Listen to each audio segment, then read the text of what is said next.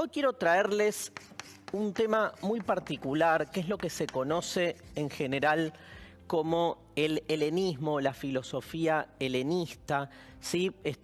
Hablando de filosofía antigua y de filosofía en el mundo griego. Nosotros podemos pensar que hay como 3 etapas en la filosofía griega. Ya hemos pasado por una, que es la de los presocráticos. Empezamos a hablar de otra, que es la que se conoce como filosofía clásica, donde acá están las 3 grandes figuras de la filosofía antigua, que son Sócrates, Platón y Aristóteles. Y hay una última etapa, que es la que vamos a ver hoy, llamada el helenismo. Rompemos un poco la cronología, pero la idea es tratar de entender un giro fundamental que se da en la filosofía griega, que es la idea de hasta qué punto la filosofía se queda en un lenguaje teórico y hasta qué punto se nos vuelve una práctica de vida.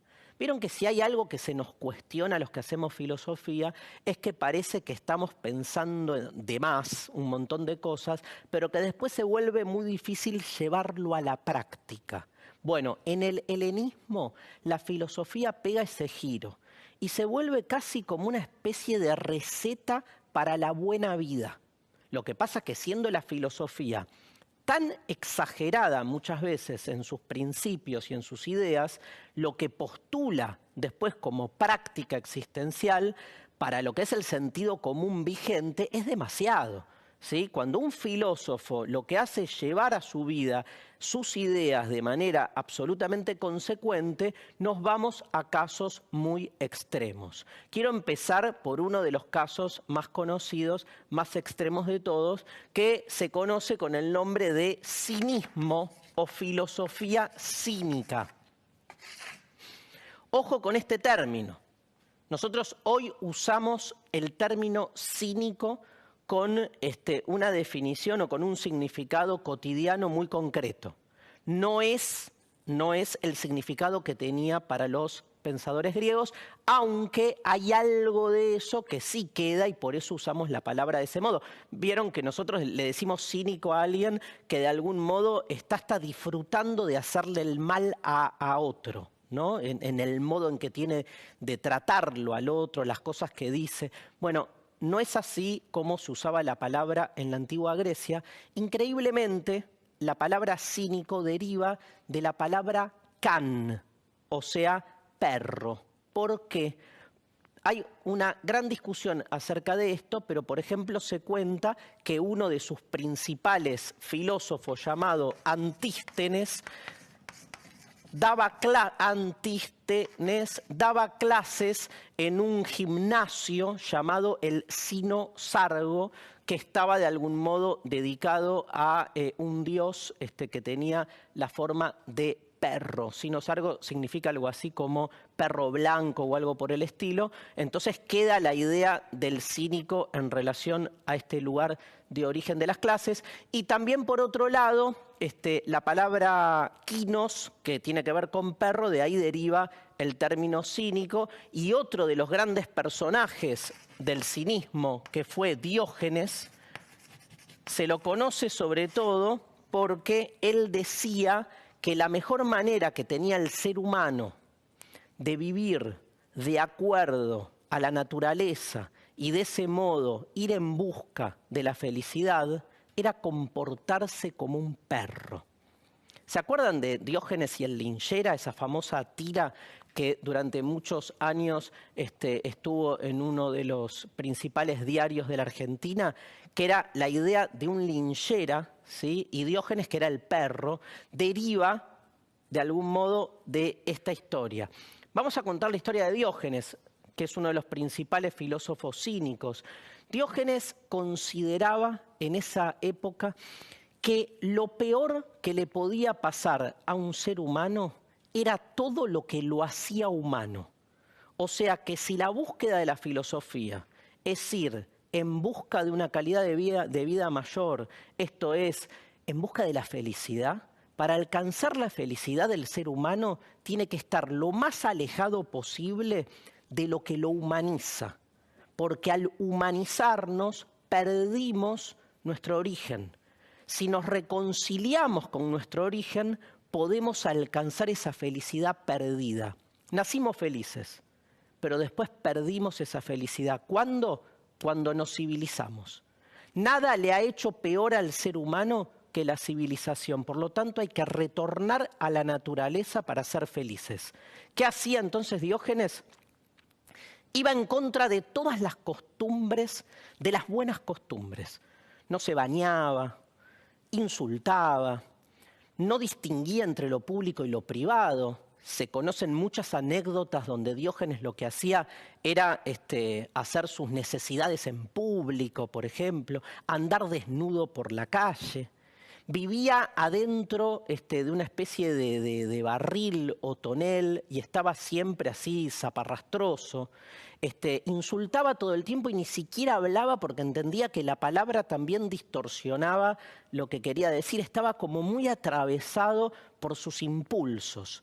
No utilizaba ninguna de las llamadas cuestiones de progreso de la civilización. Por ejemplo, ¿qué hacía? No comía carne cocinada, sino que comía carne cruda. Vivía como los perros. Entendía que de ese modo uno podía recuperar algo de esa tranquilidad y felicidad. Qué interesante, ¿no? Porque es como una situación absolutamente extrema y tiene que ver con correrse directamente de aquello que se nos ha enseñado a nosotros como lo más distintivo de lo humano. Es como volver a ser un animal. Tal vez nunca dejamos de ser animales y lo que creemos que son los procesos de humanización tienen que ver con olvidar algo que también nos identifica.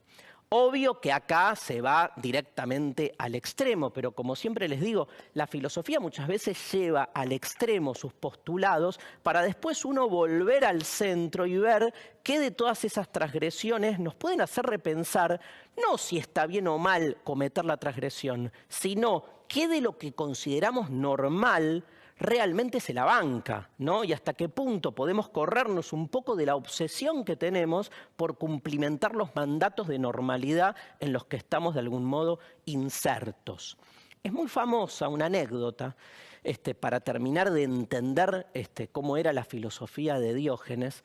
Cuentan que Alejandro Magno llega un día a Atenas. ¿Saben que Alejandro Magno va construyendo su imperio, anexando diferentes polis de la época? Él viene de una polis que estaba en la frontera del mundo griego, llamada Macedonia, y cada vez que llegaba a una nueva ciudad, la anexaba, pero Alejandro era como muy hospitalario, tenía buena onda, y así fue construyendo esta especie de alianza entre todas las polis griegas. Atenas obviamente es la que más se le resiste a Alejandro y medio lo gastan cuando llega porque él siempre pedía hablar con el más sabio del lugar para honrarlo, condecorarlo, recompensarlo, porque Alejandro Magno había sido educado desde niño por Aristóteles. O sea, estamos hablando de un líder político que tuvo una educación directa con el más importante filósofo de la época.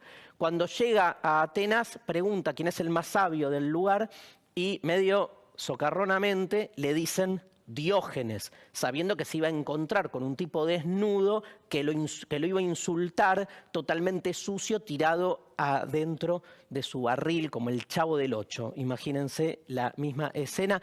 Llega Alejandro con los soldados y está Diógenes ahí, tipo todo oloriento, tirado ahí. Y Alejandro se le acerca y le dice, Diógenes, me han dicho que tú eres el sabio más importante de Atenas y yo siempre recompenso a los sabios. Pídeme lo que quieras que te lo voy a dar. Y Diógenes cuentan que lo mira así y le dice, te voy a pedir una sola cosa, que te corras porque me estás tapando el sol. Esta anécdota famosa muestra hasta qué punto nada de lo que le podía ofrecer Alejandro Magno en términos de construcciones civilizatorias, ¿sí? de la técnica propia de lo humano, le bastaba a Diógenes. Diógenes quería permanecer en su lugar, disfrutando y vinculándose con lo más minúsculo, lo mínimo y a la vez lo más grande que tiene la naturaleza, que son sus propios fenómenos sin ningún tipo de intervención humana. El cinismo nos hace pensar hasta qué punto, y más hoy viviendo esta pandemia, ¿no? Hasta qué punto el mayor victimario, el mayor responsable de lo peor que le pasa a la naturaleza, tal vez sea el propio ser humano.